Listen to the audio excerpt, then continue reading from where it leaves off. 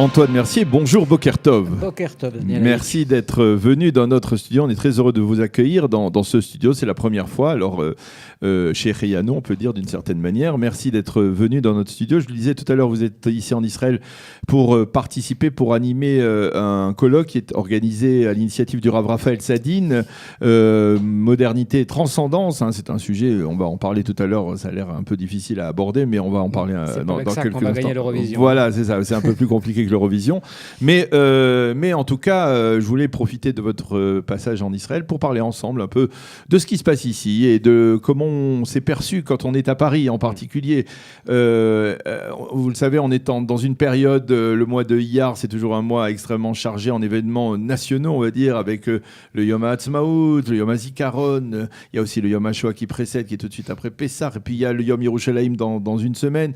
Beaucoup d'événements qui ont ce caractère très national et en plus de ça, on est en pleine formation d'un gouvernement, le gouvernement de Binyamin Netanyahou, avec les difficultés inhérentes. Et la question que je voudrais vous poser, c'est-à-dire quelle image vous avez l'impression que l'État d'Israël a aujourd'hui lorsque l'on se trouve à Paris? Est-ce que, on va dire, les dernières années ont modifié quelque peu l'image de l'État d'Israël qui, de la vie générale, s'est installé dans le concert des nations comme une start-up nation, comme une nation qui est, on va dire, leader dans la lutte contre le terrorisme, qui a d'une certaine manière ses lettres de créance dans de multiples domaines et qui est aujourd'hui courtisé par de grands pays comme le Japon, comme l'Inde, comme la Chine. Est-ce qu'en France, l'image d'Israël s'est modifiée ou pas? Alors, à je votre tout avis? de suite, pas vraiment. Je crois pas. Je crois qu'on en est resté, en Europe en général, en France en tout cas, à des anciens schémas, oui. C'est-à-dire une projection immédiate quand on prononce Israël sur le conflit israélo-palestinien, même pas en prenant en compte d'ailleurs les récents développements de la relation israélo-arabe qui a aussi évolué. Bon, les changements. Voilà. Donc là, effectivement, il y a on reste dans des poncifs. Voilà, c'est-à-dire que c'est une projection, je crois, qui est une projection de délégitimation qui continue à fonctionner. L'image nouvelle d'Israël n'a pas réussi encore à supplanter ça parce que c'est très fort. C'est très fort. On ne peut pas dire Israël, c'est un pays qui marche, etc. Vous passez tout de suite pour un afro-sioniste. Alors, je vous ai posé la question en connaissant la réponse, mais la seconde question, c'est pourquoi? Finalement, pourquoi la France en particulier, mais on a l'impression que même l'Europe occidentale en général, mais c'est très marquant en France, reste coincé, on va dire, engoncé dans cette sémantique du passé, dans ce que Netanyahou appelle lui-même les gens du passé, il avait dit ça à l'ONU. Pourquoi les Européens, et les Français en particulier, ont tellement de difficultés à reconnaître, on va dire, certaines valeurs de l'État d'Israël? Alors là, je crois que c'est la question sur l'antisémitisme en général qui se transforme en l'antisionisme. C'est-à-dire que là, c'est vraiment la question pourquoi Ésaü n'aime pas Jacob. Enfin, vraiment, on en est là. Sûr, c'est-à-dire qu'il y a vraiment quelque chose qui est comme une sorte une reconnaissance d'Israël. Par exemple, le fait national israélien est totalement ignoré. Oui. Vous parliez de toutes ces fêtes nationales qui, effectivement, dans le calendrier, sont ici marquées de manière très, très, très forte. C'est un point aveugle complètement en France. C'est-à-dire que ces fêtes-là, autant on dit tiens, c'est Pessah, c'est Yom Kippour, etc. Bon, ça passe. Mais toutes ces fêtes nationales, ce renouveau national, le fait qu'une nation, sans parler de start-up même, le fait qu'une nation se constitue comme ça avec un peuple qui revient sur sa terre, c'est quelque chose qui doit gêner aussi. Parce que finalement, si Israël réussit, c'est quand même que l'Occident, en partie, a échoué. C'est aussi ça. C'est ce que dit Rachi par rapport à... C'est-à-dire quand c'est ça, c'est-à-dire que quand Jacob monte, Ésaü descend. Je crois qu'il y a quelque chose qui est... Et c'est le seul endroit dans le monde, à mon avis, où il y a cette réticence, l'Europe en général, enfin l'Occident. Parce qu'effectivement, vous parliez de la Chine, de l'Inde, bon, les rapports sont beaucoup plus simples. Et on peut dire même que ça se dégrade par rapport à il y a 20 ans, il y a 40 ans. Regardez, il y a eu l'Eurovision, on essaye de trouver des manières de mesurer un peu ces changements, mais par exemple l'Eurovision, il y a 40 ans, l'Eurovision s'était déroulé à Jérusalem, personne n'avait fait de problème. Là, maintenant, on a vu, par exemple, une chaîne française publique comme France 2 éviter par tous les moyens de mentionner où était l'Eurovision, même comme si on avait peur de dire le mot Israël, et même pas seulement Tel Aviv. Hein. Ouais. Parce que ça représente une sorte de... Dès qu'elle dit quelque chose de positif sur Israël, c'est quelque chose où que vous montrez qu'il y a un rayonnement particulier qui est en train de se développer, c'est quelque chose qui est immédiatement réfréné comme à la fois un danger, un fantasme, avec toujours les mêmes habits, c'est-à-dire le fait qu'il y a le problème des Palestiniens, et on revient sur cette question-là. Même, par exemple, l'évolution, le fait qu'il n'y ait pas eu dans la campagne du tout, relativement peu, cette question de l'État palestinien, des deux États, bon, ça n'est pas du tout marqué en France. On ne voit pas du tout pourquoi, finalement, Netanyahou se fait réélire, ce facho, tout ça. Qu'est-ce qui se passe ? Donc, je crois qu'il y a une grande ignorance de cette réalité israélienne, une ignorance voulue, et je pense quand même qu'à un moment donné, il va bien falloir que la réalité apparaisse et ce soit visible quand quelque chose se passera progressivement. On ne pourra pas continuer dans cet aveuglement. Est-ce que pour vous, c'est une preuve supplémentaire, on va dire, d'une forme de déclin de l'Europe, on va dire, c'est-à-dire, je dis toujours, le vieux continent n'a jamais aussi bien porté son nom que vieux continent, parce que c'est continent du passé, alors qu'il y a des continents qui émergent, et de l'innovation en Israël, et de l'innovation en Chine, et dans d'autres pays. Oui, c'est-à-dire que ce qui est aussi frappant, indépendamment de cette position des Européens ou des Français sur Israël, c'est quand même aussi le contraste, par ailleurs, qui existe entre cette force nationale, ce dynamisme économique et dynamisme tout court en Israël, et d'autre part, l'affaissement que l'on constate en France, notamment, qui est dû au fait simplement qu'il y a un épuisement. Bon, je ne sais pas si c'est un déclin, enfin, il y a un épuisement de toute une civilisation, de la notion de nation, de la notion de qu'est-ce qu'on fait ensemble, de la notion même de projet, d'avenir, etc., de perspective. Tout se replie un peu sur lui-même. Je pense que ça, c'est aussi une sorte de bête un peu blessée, ou enfin de régime. Peut-être qu'il y aura un rebondissement, je ne sais pas. Peut-être qu'il y aura un rebondissement au moment où il y aura cette reconnaissance d'Israël, parce que finalement, Israël peut réapprendre aussi aux nations de refaire nation, parce que moi, je crois beaucoup à cette idée. C'est-à-dire certains disent d'ailleurs que, justement, c'est-à-dire que l'expertise d'Israël dans différents domaines, en matière technologique, en matière de lutte contre le terrorisme, contribue pour certains pays à mieux comprendre la réalité israélienne, à changer de position. On parle de ça un peu, par exemple, les Chinois, même si ça ne se traduit pas, par exemple, à l'ONU. Mais on comprend mieux la problématique de l'État d'Israël dans un environnement plutôt hostile. Ça, oui. On n'y est pas encore en France. On n'y est pas encore, parce que même, on l'a dit avec les attentats au Bataclan, les gros attentats, il y a eu à un moment donné d'ébranlement. Ça, on s'est dit, finalement, ils vont mieux comprendre, parce que quand même, là, ils sont confrontés au truc directement eux-mêmes, etc. Alors que bon... mais ça s'est assez vite recouvert, parce que si vous voulez, il faudrait vraiment qu'il y ait un acte c'est une révolution intellectuelle. Il faudrait qu'il y ait vraiment quelque chose qui se produise. Ça se produira, je pense, mais il faudra qu'il y ait quelque chose qui se produise, qu'à un moment donné, les gens quittent leur grille de lecture traditionnelle pour stigmatiser et délégitimer Israël, pour essayer de voir la réalité israélienne telle qu'elle est, et dire, voilà, il y a quelque chose qui se passe d'intéressant, et à ce moment-là, peut-être pour nous aussi, ça peut être intéressant de le voir positivement, parce qu'on a sans doute des choses à apprendre. Alors, on va parler maintenant de votre approche, de votre image, de l'image que vous avez d'Israël, et et la question que je voudrais vous poser, c'est de par vos voyages ici, par votre volonté de mieux suivre ce qui se passe ici, est-ce que vous avez le sentiment, comment vous nous voyez d'une certaine manière, est-ce que vous avez le sentiment que l'État d'Israël est aussi en pleine mutation, et mutation identitaire, mutation politique, mutation idéologique, comment vous le sentez ? Tout à fait. Je crois qu'il y a aussi finalement un point aveugle ici, c'est qu'on ne voit pas forcément ici, les Israéliens en général, qu'il se produit au niveau collectif quelque chose d'incroyable, c'est-à-dire que la création de cette nation, les individus sont portés par un collectif national très fort, mais ils ne voient pas qu'en même temps, ça leur fait changer d'identité, parce que l'identité individuelle, elle reste ce qu'elle est, voilà, une identité juive, mais il vient se rajouter une dimension collective qui transforme aussi cette identité.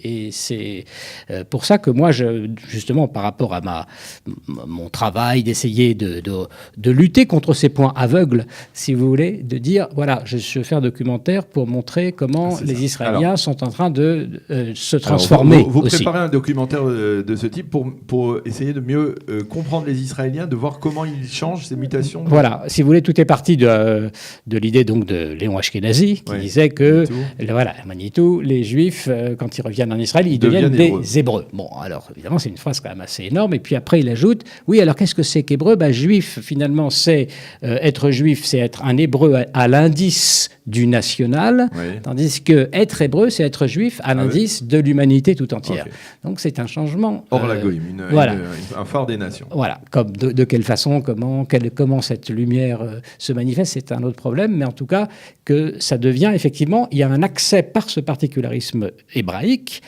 à la possibilité l'universalité. Et on le voit d'ailleurs, puisque maintenant Israël, c'est ça qui est très important.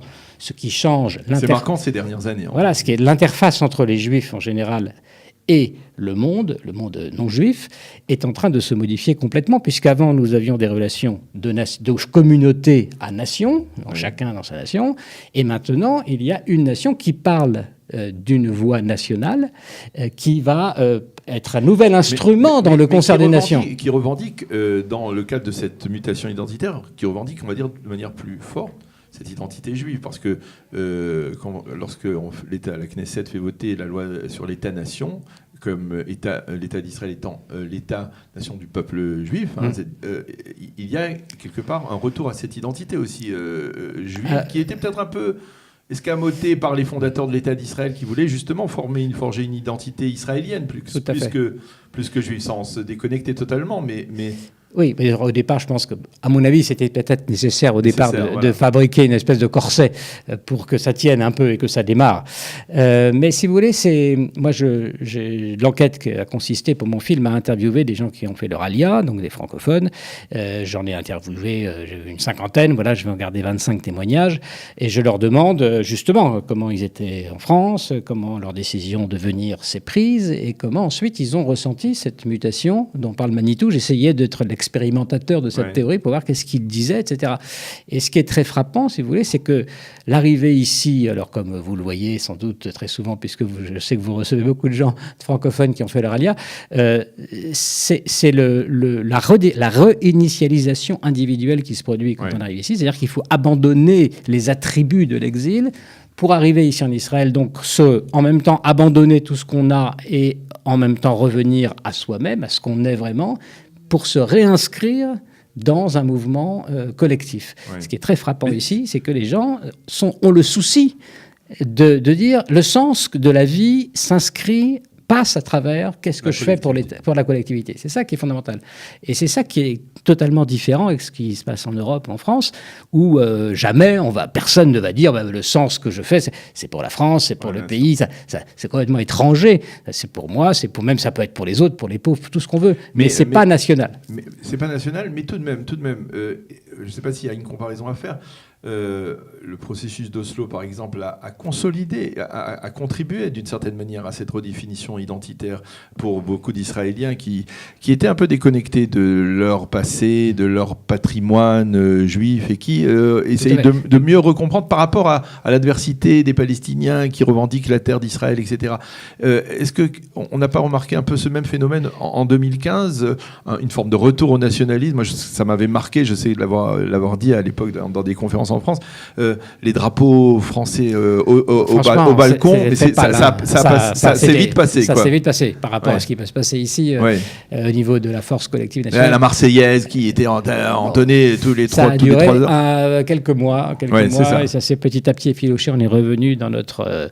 Mais est-ce que finalement, parfois, l'adversité, le terrorisme, c'est pas en fait le catalyseur d'un retour vers une identité pour une nation comme l'État d'Israël aujourd'hui? Pour l'État d'Israël, sans doute. Enfin bon, il ne faut pas souhaiter partie, on va dire. Il n'y ait que ça pour faire l'identité.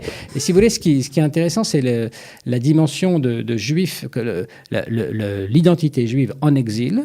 C'était une identité, ça a duré 2000 ans, et c'était quelque chose qui s'est fabriqué en exil. C'est-à-dire que le mot juif, c'est l'hébreu en exil. Il faut bien comprendre que cette période s'achevant maintenant avec la quasi-majorité du peuple qui se retrouve sur cette terre, il y a cette transformation. Et il faut être capable de voir, à mon avis, si on comprend Manitou, je pense, tel que je le comprends, c'est une mutation d'identité. Ça veut dire que et la judéité et même le rapport au judaïsme sont en train d'évoluer. Parce que comme vous dites que ici, effectivement, les gens reviennent à la tradition, mais vous voyez, ça prend des formes qui sont parfois surprenantes. C'est-à-dire que toutes les fêtes sont fêtées, mais pas forcément de manière toujours très halakhiquement parfaite. Mais il y a une espèce de bain juif qui revient, y compris chez les laïcs, de manière très forte, ce qui est frappant quand même ici. Alors, je le disais, on est aussi en pleine période post-électorale, la formation d'un gouvernement.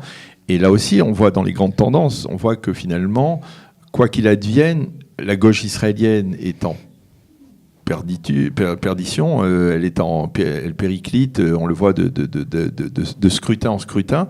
Il y a un centre qui se renforce, et puis on voit on va dire une majorité à droite avec toutes ces différentes composantes, le Likoud et ses partis satellites.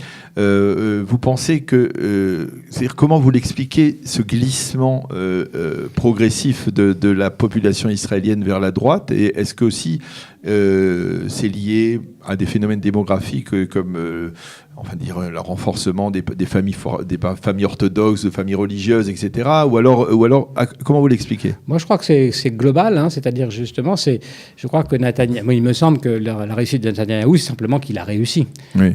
Qu'il a réussi à quoi ? Il a réussi à assurer une forme quand même de sécurité globale.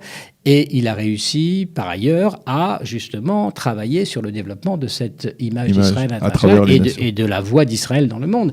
Il a très bien... C'est ça qui est fondamental, à mon avis, maintenant, qui se joue pour les gouvernements ici. C'est pas tellement de savoir si on va être suffisamment gentil pour essayer de se faire bien voir par tout le monde. Oui. Vous voyez, ça, c'est terminé. C'est une autre dimension. Voilà, maintenant, on va se faire bien voir, mais pas parce qu'on est gentil. En partant d'un sentiment d'infériorité. Mais c'est un sentiment simplement du fait qu'on existe, que maintenant on a une autonomie économique, une autonomie politique, une autonomie militaire, qu'à la limite on pourrait même l'histoire de l'Alia, ça devient non pas secondaire, mais enfin en tout cas second par rapport à la démographie interne. Donc Israël existe en soi. Est en train de... C'est ça la grande mutation, en fait. La majorité du peuple juif sera sur cette terre. Donc, c'est une nation, c'est un nouvel instrument dans le concert international, et on joue de cela. Et regardez, incroyable, la manière dont Netanyahou a pu, alors peut-être qu'un autre l'aurait fait, enfin, lui, en tout cas, l'a fait, a pu avoir ces relations incroyables avec l'ensemble du métier, sauf, effectivement, 2 ou 3 personnes à la Commission européenne qui lui en veulent. Voilà, en gros, c'est ça le décor. Parce que, à part l'Europe, toutes les relations avec Israël, les relations d'Israël avec les autres pays, avec les nations, ont formidablement progressé, et dans un sens aussi d'échange, pas uniquement qu'Israël apporterait le bien partout, c'est aussi en forme de développement économique, en forme d'échange. Donc ça, c'est la réussite israélienne, c'est ça qui est déterminant, et c'est ça que les gens reconnaissent. Et bon, le fait qu'il ait été considéré comme pas forcément toujours très honnête, n'a pas suffi à empêcher la reconnaissance de cela. Enfin, vous savez ça mieux que moi, mais en tout cas, ça me paraît évident de l'extérieur que c'est ça qui compte. Par exemple, l'Eurovision, pour finir encore sur l'Eurovision, c'est quand même un truc le plus idiot qu'on puisse imaginer. Enfin, excusez-moi, mais bon. Et le fait que les Israéliens soient si sensibles à fait que l'Eurovision, gagner l'Eurovision, que l'Eurovision soit là, c'est aussi cette sensibilité-là, j'allais dire un peu naïve, de se dire « Ah, mais ça y est, on est reconnu, le monde entier. » Et en plus, sur l'Europe, là. Voilà, et l'Europe, l'Eurovision est c'est-à-dire, vous voyez ce que je veux dire. Oui, on le comprend bien. Merci beaucoup, Antoine Mercier, pour cette première partie. On va se retrouver dans quelques instants, tout de suite après la revue de la presse et la chronique d'Eliana, pour parler donc justement de ceux qui nous vaut le plaisir de vous avoir ici, c'est-à-dire ce colloque de modernité et transcendance qui se tiendra justement au centre Begin dans dimanche et lundi. Nous en reparlerons dans quelques instants. Un peu de musique et tout de suite après la revue de la presse et des médias israéliens.